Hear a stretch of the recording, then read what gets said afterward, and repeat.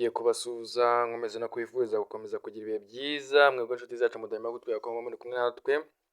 Turi tariki 2 ukwezi kwa munani mu mwaka wa 2025. Amakuru yo atuzindukanye tariki izi ngizi ni amakuru n'ubundi yibanda ku ntambara iri kuvuga mu burasirazuba bwa Kongo. Amakuru dufite nuko n'ubundi M23 ikomeje guhangana n'imitwe yagiye ijya ku ruhande rwa leta cyangwa se ifasha igisirikare cya leta FARDC, ubwo ni za Mai Mai, za Wazalendo ndetse n'indi mitwe igiye itandukanye nka za FDLR zishyigikiye igisirikare cya Kongo Kinshasa, ubwo ni FARDC.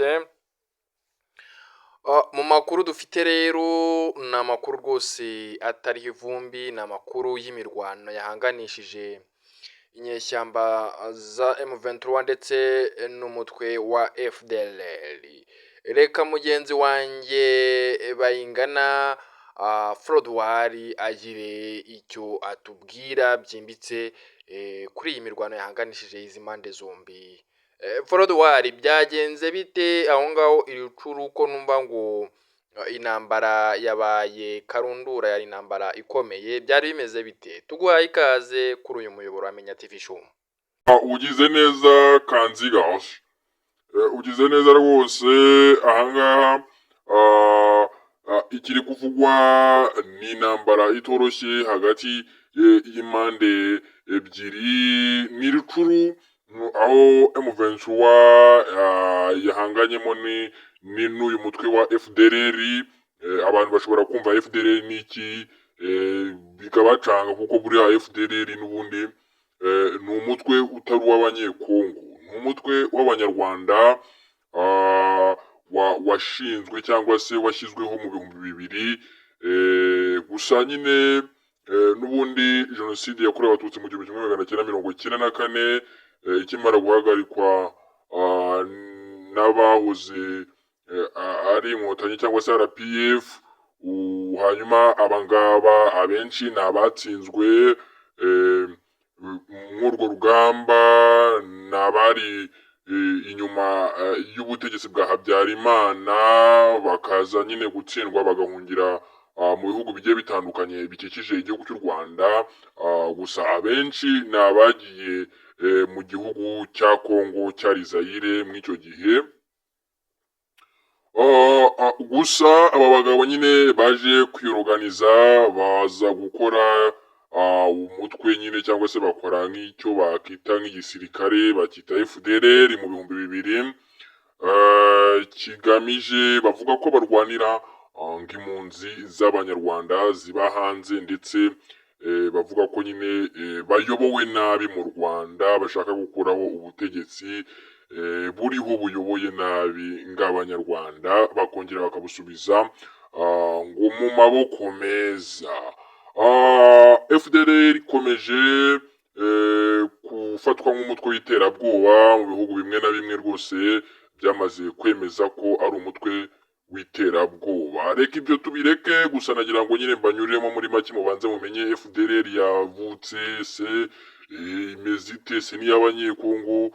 Icyo wamenya nuko nyine ni umutwe w'abanyarwanda bahunze nyuma ya jenoside yakorewe abatutsi agana mu 1994, ubwo nyine FPR yahagarikaga iyo jenoside, ubundi bagahungira mu bihugu bigiye bitandukanye bikikije u Rwanda. Abenshi bakisanga muri Kongo, bakaza gufunda uyu mutwe wa FDLR urwanya ubutegetsi bw'u Rwanda. Gusa kuri iyi saha waje gufatanya n'igisirikare cya Kongo kugira ngo ubashe ngo kurwanya umutwe wa M23.